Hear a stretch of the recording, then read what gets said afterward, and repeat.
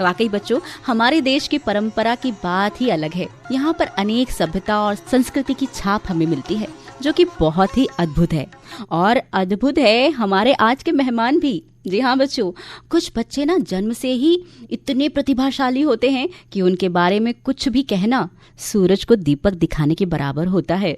वो खुद ही तय करते हैं मंजिल आसमानों की, परिंदों को नहीं दी जाती तालीम उड़ानों की, रखते हैं हौसला आसमां छूने का, उनको नहीं होती परवाह गिर जाने की। जी हाँ बच्चों, ऐसे ही हौसलों से लबरेज है हमारे आज के बाल कलाकार। उम्र महज 12 वर्ष। इनके बारे में जितना कहूँ शायद कम ही होगा।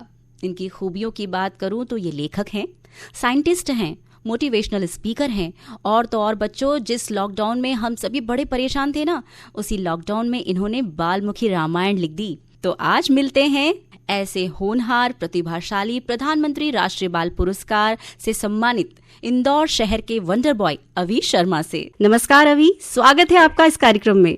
सर्वप्रथम आपको नमस्कार, और अभी जितने भी श्रोता मुझे सुन रहे हैं उन सभी को मेरा प्रणाम। कैसे हैं आप? मैं एकदम अच्छा हूँ, आप कैसे हैं? हम भी बहुत अच्छे हैं अभी। सबसे पहले तो आपको प्रधानमंत्री राष्ट्रीय बाल पुरस्कार 2022 मिलने पर ढेर सारी बधाइयाँ। बहुत बहुत धन्यवाद। ये जो प्रधानमंत्री जी से मिलने का जो अवसर होता है ना, बिरले लोगों को ही मिलता है, और आप उनमें से ही एक हैं। तो उस पल, उस क्षण के बारे में हमें कुछ बताइए। कैसा लगा आपको ये पुरस्कार पाकर? सच में मैं ये कहना चाहूंगा कि माननीय प्रधानमंत्री महोदय अपने आप में एक बहुत ही तेजस्वी, एक बहुत ही ओजस्वी व्यक्तित्व हैं। और जब वह आपसे साक्षात बात करते हैं, आपसे वह जब रूबरू होते हैं, तब वह क्षण अपने आप में ही बहुत ज्यादा खास बन जाता है। सच में मुझे काफी ज्यादा अच्छा लगा, और मैं कह सकता हूँ कि वह मेरे जीवन का बेस्ट मोमेंट था जब मेरी वार्तालाप माननीय प्रधानमंत्री महोदय से हुई। 29 बच्चों को यह प्रधानमंत्री राष्ट्रीय बाल पुरस्कार दिया गया था, और उनमें से खाली 6 को उनसे वार्तालाप करने का सुअवसर मिला, और मेरा अखंड सौभाग्य रहा ये कि मैं भी उनमें से एक था। और सच में वह क्षण एक अद्भुत होता है कि जब देश के सर्वोच्च पद पर आसीन वह व्यक्तित्व जब आपसे रूबरू होते हैं, तो काफी ज्यादा अच्छा लगा।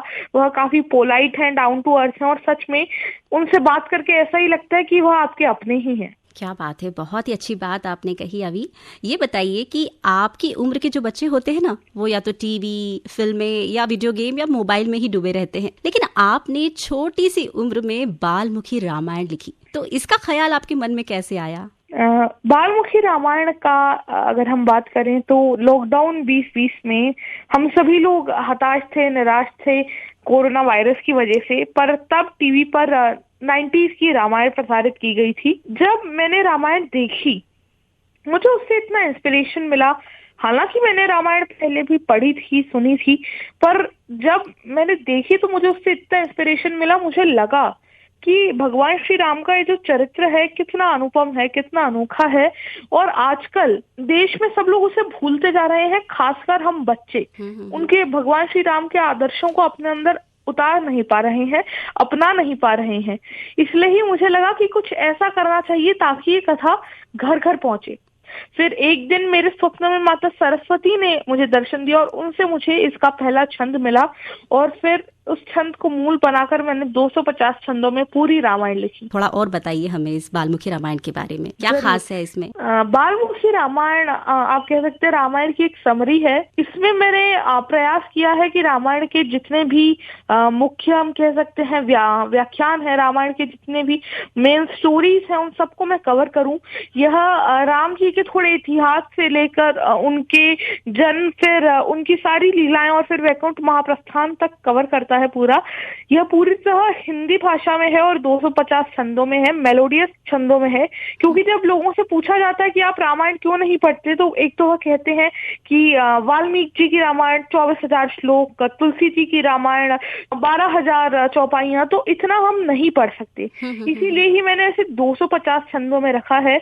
और फिर एक रीजन ये देते हैं लोग रामायण ना पढ़ने का कि या तो यह संस्कृत और अवधी जैसी भाषाओं में है जो आजकल लुप्त होती जा रही हैं, या फिर यह प्रादेशिक भाषाओं में है, जैसे कि एकनाथ जी की भावार्थ रामायण मराठी में है, रंगनाथ जी की रामायण है, उसके बाद अध्यात्म रामायण है। ये सब प्रादेशिक भाषाओं में है जो रामायण को उस प्रदेश तक सीमित कर देती है।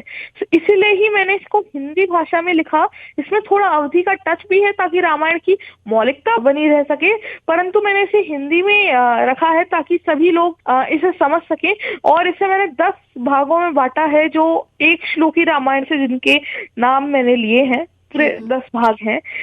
मतलब ऐसे राम जन्म, सीता मिलन, वन गमन, सीता हरण, सुग्रीव मिलन, लंका दहन, रावण मरण, अवध आगमन, लव कुश जन्म और वैकुंठ प्रस्थान। बहुत ही अच्छी बात और बहुत अच्छी जानकारी। मतलब इसको सुनने के बाद हमें पता चलता है कि आपने कितना सारा रिसर्च किया है रामायण और राम जी के प्रति। आपने जितनी भी बातें हमको बताई है, इसको सुनकर ऐसा लग रहा है कि आपने इस विषय में गहन खोज की है, बहुत सारी जानकारियां जुटाई है। अच्छा, ये बताइए अभी कि आपके प्रेरणा स्रोत कौन है? मेरे प्रेरणा स्रोत सर्वप्रथम भगवान श्री कृष्ण, क्योंकि भगवान श्री कृष्ण, मैं उनको ये कहूँगा कि दुनिया के सबसे पहले मोटिवेशनल स्पीकर थे वह। क्योंकि युद्ध भूमि में जब अर्जुन हताश हो गए थे, तब उन्हें गीता का उपदेश देकर, जिन्होंने पहली बार आप कह सकते एक मोटिवेशनल सेमिनार लिया था विश्व रूप में, वह भगवान श्री कृष्ण ही थे। तो उनकी गीता से मैं भी बहुत ज्यादा इंस्पायर होता हूँ।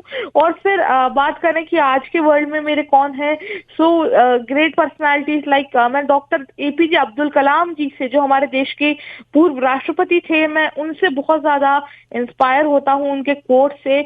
और फिर मेरे माता पिता और मेरे नाना जी, उनसे मैं बहुत ज्यादा इंस्पायर होता हूँ। अच्छा, अभी आप स्कूल भी जाते हैं? कौन सी कक्षा में पढ़ रहे हैं अभी? मैं अभी 8th में आया हूँ। तो ये बताइए कि आप इतना कुछ कर रहे हैं, तो इसके साथ साथ पढ़ाई को कैसे मैनेज करते हैं आप? मैं ये मानता हूँ कि शिक्षा, पढ़ाई, यह हर इंसान के जीवन में एक काफी अहम भाग होता है, खासकर बच्चों के जीवन में। तो जब मैं स्कूल जाता हूँ तो हमारा स्कूल सुबह 7 बजे से लेकर 3 बजे तक रहता है। सो मैं 3 बजे जब घर आता हूँ तो उसके बाद मैं ट्राई करता हूँ कि उसके बाद 1 घंटा मैं पढ़ाई को दे दूं, क्योंकि मुझे आगे और भी कार्य करने रहते हैं।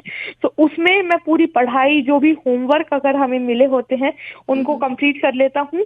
और उसके बाद फिर मैं और कार्य करता हूँ, जैसे कभी मुझे कुछ पढ़ना होता है, पढ़ता तो मैं रोज ही हूँ, मुझे लिखना भी होता है। फिर मैं जो प्रोग्रामिंग करता हूँ, और फिर मैं बैडमिंटन एकेडमी भी चाहता हूँ। तो मैं इन सारे कार्यों को मैनेज करता हूँ, बट मैं हमेशा पढ़ाई को अपनी प्रायोरिटी रखता हूँ।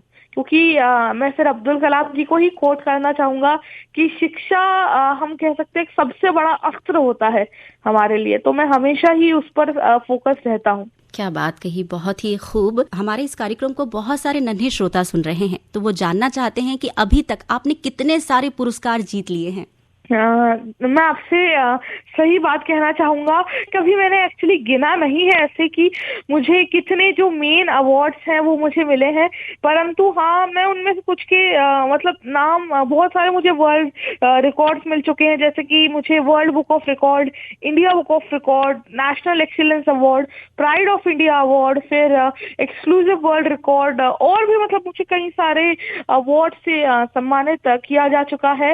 परंतु मैं ये जरूर बताना चाहूंगा कि मेरे पास पूरे करीब आप कह सकते हैं 500 से ज्यादा सर्टिफिकेट्स हैं मेरे पास, और मेरे पास 50 से ज्यादा मेडल्स मेरे पास हैं। तो काफी ज्यादा अच्छा लगता है जब ईश्वर की कृपा से मैं देखता हूँ कि इसमें सारी चीजें, रिकॉर्ड्स और अवार्ड्स मेरे पास हैं। काफी खुशी होती है। वाकई ही ईश्वर की कृपा है आप पे, और आपको देखकर ऐसा लगता ही है। आपके घर का माहौल भी कुछ इसी तरह का होता है क्या? जी हाँ, मतलब हम तो नॉर्मली जो पूरी फैमिली का रहता है, हम लोग एक मतलब मैं मेरे मम्मी पापा और दादा दादी जी के साथ रहता हूँ। तो सुबह उठकर सुबह का थोड़ा टाइम तो पूजा पाठ वाला रहता है।